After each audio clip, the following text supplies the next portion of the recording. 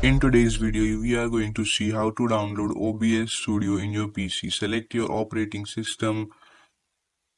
There are three options: Windows, Mac OS and Linux. My operating system is Windows. I will choose Windows and download it.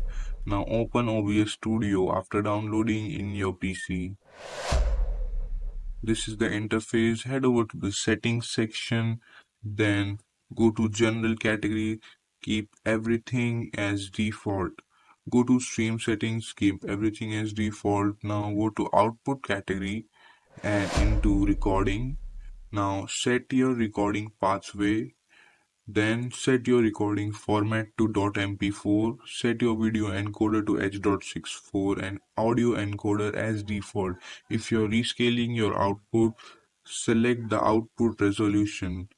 Now go to the encoder settings, set your rate control to CQP, it is the best for recording. Set CQP if you want the highest quality to 1.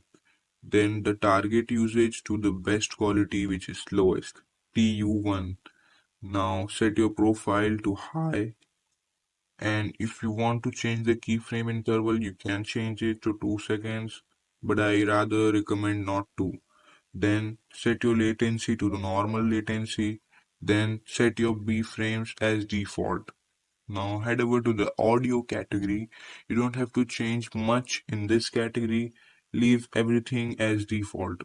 Now head over to the video and set your base native resolution, then output scaled resolution.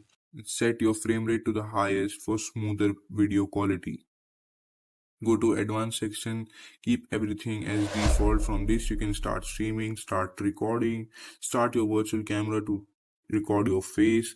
You can enter studio mode from this, you can enter settings, you can exit the OBS Studio software.